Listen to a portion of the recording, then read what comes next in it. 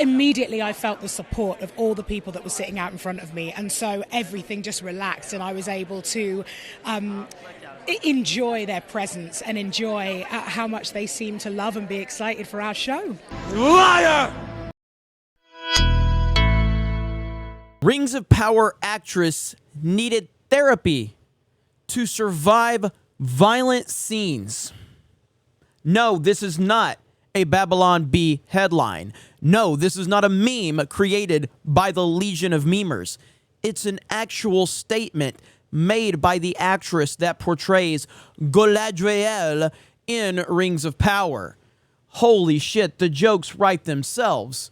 It's unbelievable that the fans continue to be proven right over and over and over again.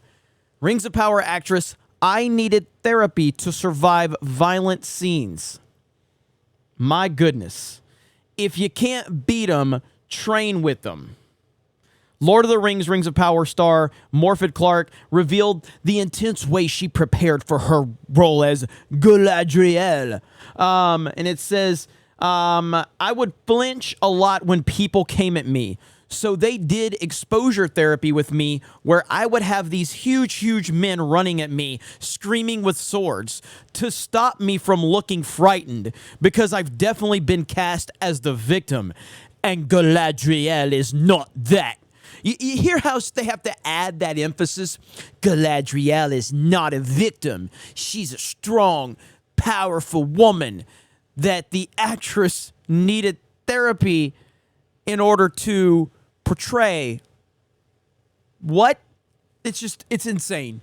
But the clown world we live in never, ever, ever seems to disappoint us, because these people in Hollywood are so out of touch with reality, and they continue to prove us right over and over and over again. Rings of Power is going to be a glorious, glorious disaster that every single fan will be vindicated on. All of you out there that have been holding the line and keeping the billion-dollar company accountable for their bullshit will be vindicated through this entire process, because we have never seen anything like the backlash to Rings of Power. We've never seen anything like it, and you're all going to be vindicated, and it's a beautiful, beautiful thing. It's a beautiful thing when Hollywood elites, when these corporate executives, when these billion-dollar companies are completely destroyed by everyday fans like you and like me and so many others out there. These people are ridiculous. The 33-year-old Rings, the 33-year-old's Rings role is different from the types of jobs she usually books. Clark is the most recognizable for portraying a traumatized nurse in Saint Maud, I think that's how you say it, but has always been a fan of Tolkien's franchise, even if she didn't realize she was auditioning for it right away. The first audition, I didn't know what I was auditioning for, Clark recalled. The actress next to me looked over all sneaky and was like, "Do you know what this is for? It's Lord of the Rings, and I'm forever grateful to her," she declared.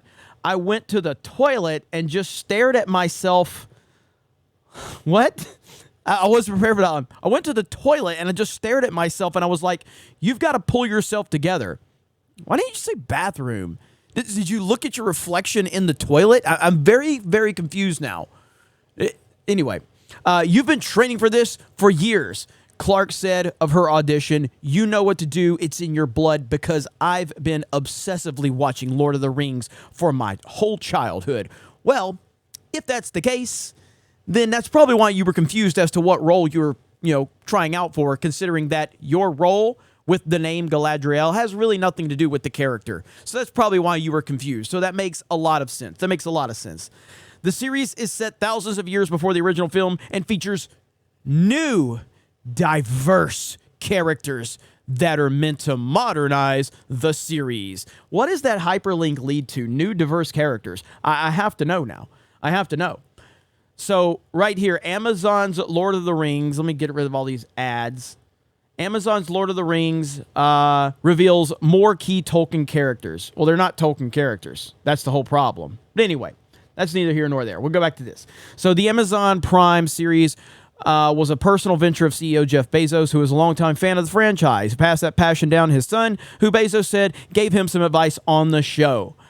So basically, we need to make a strong, powerful woman who needs therapy in order to play the role of Guy Ladriel.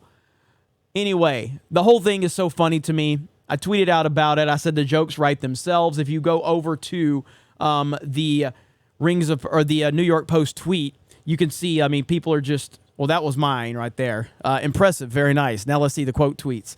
My God. Yeah, a lot of ha-ha-has. Give me a break. Snowflake alert. Just all of this nonsense. Yeah. People are just roasting it because this show deserves to be roasted.